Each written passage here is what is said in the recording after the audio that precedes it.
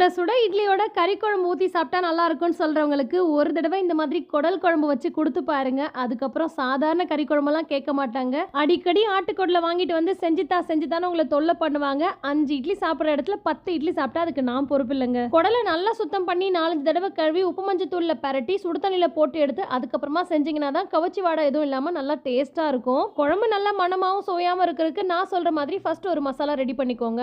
ஒரு பேன் அடுப்பில் வச்சுட்டு ஒரு ஏலக்காய் 2 கிராம்பு ஒரு பட்டை சேர்த்துக்கோங்க. இது கூடவே 1/2 ஸ்பூன் ஜீரகம், 1/2 ஸ்பூன் பெருஞ்சீரகம், 1/2 ஸ்பூன் மிளகு சேர்த்துக்கோங்க. கூடவே சின்ன வெங்காயம் இருந்தா ஒரு 6 சின்ன வெங்காயம் சேர்த்துக்கோங்க. இல்லனா மீடியம் சைஸ் வெங்காயம் 1 சேர்த்துக்கோங்க.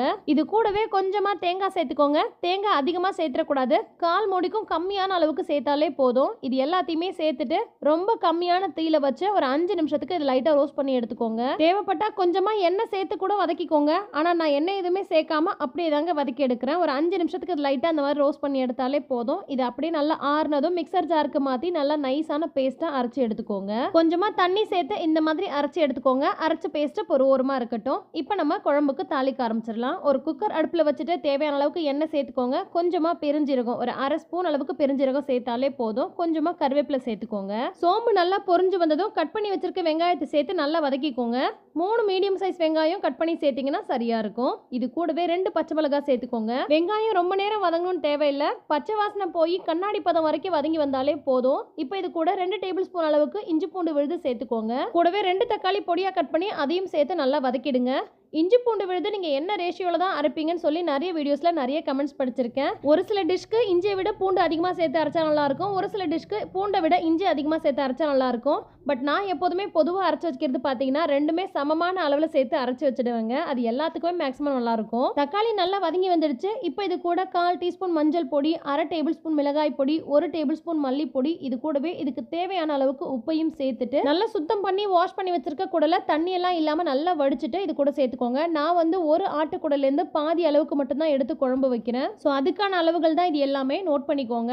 இப்போ இந்த குடலை சேர்த்துட்டு இந்த மசாலாவோட பச்சை வாசனைலாம் போகிற மாதிரி இது எல்லாத்தையும் நல்லா வதக்கி விடுங்க. ஒரு 10 நிமிஷத்துக்கு இது அப்படியே மிதமான தீயில வச்சு நல்லா வதக்கி விடுங்க. ஆட்டுக்குடல் சுத்தம் பண்ணுறதுக்காகவே பயந்துட்டு நிறைய பேர் வீட்டில் வாங்கி செய்யவே மாட்டாங்க. ஆனால் இது க்ளீன் பண்ணுறது ரொம்ப ஈஸி தாங்க. உங்களுக்கு வேணும் அப்படின்னா சொல்லுங்க, நான் உங்களுக்கு தனி ஒரு வீடியோவாக போடுறேன். வீட்டில் செய்யாதனாலேயே நிறைய பேர் கடையில் வாங்கி சாப்பிட்றாங்க. கடையில் வாங்கி சாப்பிடும்போது சரியாக க்ளீன் பண்ணாதனால சாப்பிடும்போது லைட்டாக கவுச்சி வாடை அடிக்கும். ஆனால் நீங்கள் நல்லா க்ளீன் பண்ணிட்டு இந்த மெத்தடில் நீங்கள் குழம்பு வச்சு பாருங்கள், செம்ம டேஸ்ட்டாக இருக்கும். இப்போ நம்ம அந்த அரைச்சி வச்சுருந்தோம் இல்லையா அந்த பேஸ்ட்டு, அதையும் இது கூட சேர்த்துட்டு அது கூடவே கொஞ்சமாக தண்ணி சேர்த்து அலசி அதையும் இது கூட ஊற்றிக்கோங்க. எல்லாத்தையுமே சேர்த்து நல்லா கலந்து விட்டாச்சு. இந்த சமயத்தில் உப்பு காரம்லாம் பார்த்துக்கோங்க. பத்தலை அப்படின்னா இந்த சமயத்தில் நீங்கள் சேர்த்துக்கலாம். இப்போ குக்கர் மூடி போட்டு இது ஒரு 8 விசில் போல் விட்டுக்கோங்க. அப்போ தான் குடல் நல்ல பஞ்சு மாதிரி சாஃப்டாக வெந்து வரும். 8 விசில் விட்டு ப்ரெஷர்லாம் போனதுக்கப்புறமா ஓப்பன் பண்ணியாச்சு. ஆட்டு குடல் குழம்பு கம்ம கம்மன்னு வாசனையோட செம்மையாக ரெடி ஆயிடுச்சு. கடைசியாக கொஞ்சம் ஃப்ரெஷ்ஷான கொத்தமல்லி தழையை தூவி இறக்க வேண்டியதுதான். நல்ல சுட சுட இட்லியோட போட்டு சாப்பிட்டீங்க அப்படின்னா நீங்கள் எத்தனை இட்லி தான் சாப்பிட்றீங்கன்னே தெரியாது. நிஜமாவே வந்து இது ரொம்ப சூப்பராக இருக்கும். இட்லிக்கு கண்டிப்பாக இதை நீங்கள் செஞ்சு பாருங்க. இட்லி வித் ஆட்டு குடல் குழம்பு எத்தனை பேரோட ஃபேவரட் அப்படின்றத கீழே கமெண்ட்ல சொல்லுங்க, நான் தெரிஞ்சுக்கிறேன். சுட சுட இருக்கிற இட்லியை போட்டு குழம்புல 4 பரட்டு பரட்டி அந்த குடலோட சேர்த்து எடுத்து வாயில போட்டா அட அட அட எக்ஸ்பிளைன்லாம் பண்ண முடியாதுங்க. ட்ரை பண்ணிட்டு சொல்லுங்க எப்படி இருக்குன்னு. இந்த வீடியோ பிடிச்சிருந்தா லைக் பண்ணி ஷேர் பண்ணுங்க. மறக்காம சப்ஸ்கிரைப் பண்ணி ஃபாலோ பண்ணுங்க. அஸ்ஸலாமு அலைக்கும். பாய்.